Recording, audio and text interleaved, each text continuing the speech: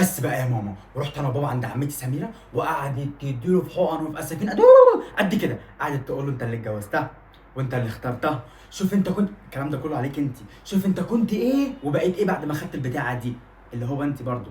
قالت له مالها بنت خالتك، ما انا كنت جوزت لك بنت خالتك، كنتوا بتحبوا بعض لحد ما ظهرت البتاعه دي وسحلت لك وعملت لك. طنط امان. الو. ايوه يا طنط. الحمد لله يا طنط، كلنا كويسين وبخير الحمد لله، بابا كويس وماما كويسه الحمد لله. اه. امتحانات. انا مخلص من 3 سنين. النتيجه. اه لما الامتحانات تخلص، اول ما اخلص الامتحانات النتيجه هتطلع على طول. ماما. قول لا. قول لها ماما نايمه وهتكلمك لما تصحى. ماما.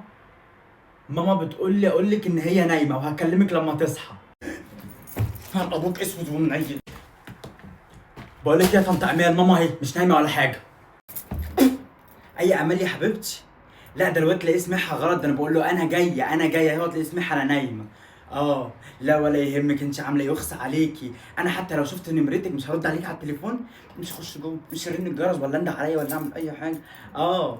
لا لا لا ما تقوليش كده، عيب عليكي. ايوه. طب هقول لك على حاجه، هقول لك استنى ابو احمد جه. اه هعمله الاكل عشان ما حدش هيعرف يعمله له، واكلمك على طول سرنا. هكلمك. يلا. يلا مع السلامه، سلام سلام. انا مش